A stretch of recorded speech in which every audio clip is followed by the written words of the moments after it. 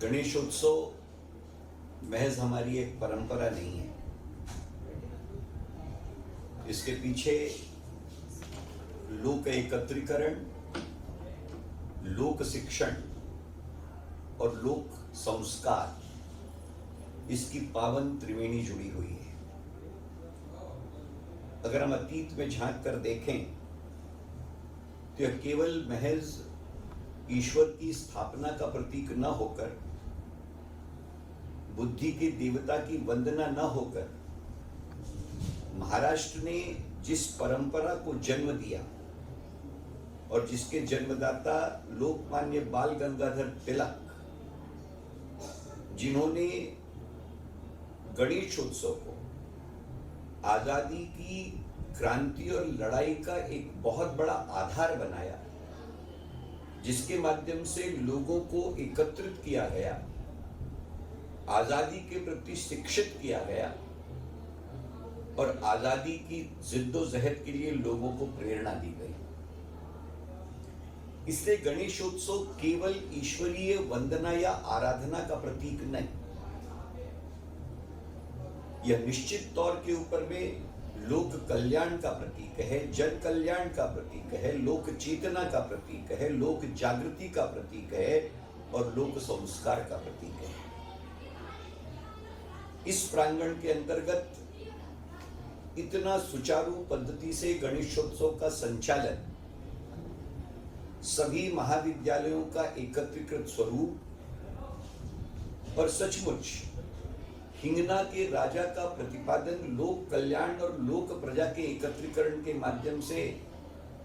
जिस सुचारू पद्धति से संचालित हो रहा है, वह अत्यंत हृदयग्राही है, मर्मस्पर्शी है, आनंददायी तो है ही, परंतु उससे अधिक प्रेरणादायी है। हम तमाम अपनी विभिन्नताओं के बावजूद कैसे एक हैं, हमारी विविधताओं के सारे रंग रूप कैसे एकीकृत होकर ईश्वर के सामने के आनंद के अंतर्गत समरूप हो जाते हैं, हम कैसे एक दूसरे के साथ आनंदोत्सव के अंतर्गत अपने सारे अंतरों को भूलकर परमानंद के साथ जुड़ जाते हैं, यही हमारे लोक एकत्रीकरण की सबसे बड़ी ताकत है। यही माँ भारती की सबसे बड़ी ताकत है। और मुझे कहने दीजिए, यह सचमुच में भारत की एकजुटता का बहुत बड़ा गमक है, जिसको ये गणेशोत्सव बहुत बड़ी चालना के रूप में संचालित करता है। यह केवल उत्सव नहीं, यह केवल एक जलसा नहीं, यह केवल हमारी आराधना का उपादेय स्वर नहीं, परंतु यह लोक चेतना, लोक जागरण, लोक शिक्षण और लोक संस्कार का एक जीवंत प्रतिमान है, जिसको इतनी सुचारू पद्धति से ये सारी टीम संचालित कर रही है और जिसके अंतर्गत लोक सहभाग जिस व्यापकता के साथ दिख पड़ता है, वो बहुत बड़े समाधान का विषय है। आइए हम और आप मिलकर इसी को इसी तरीके से संजोए रखकर आगे लेकर के चलें और इस परंपरा को केवल परंपरा के रूप में नहीं,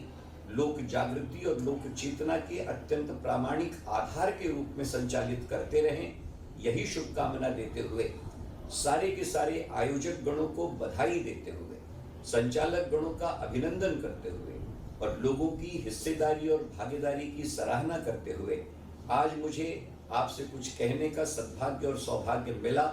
इसलिए आप सभी का हृदय से आभार मानते हुए एक बार फिर गणपति बाप्पा की जयकार का जयकारा आपके सामने लगाते हुए आपको शुभकामना देता हूँ। बहुत बहुत धन्यवाद।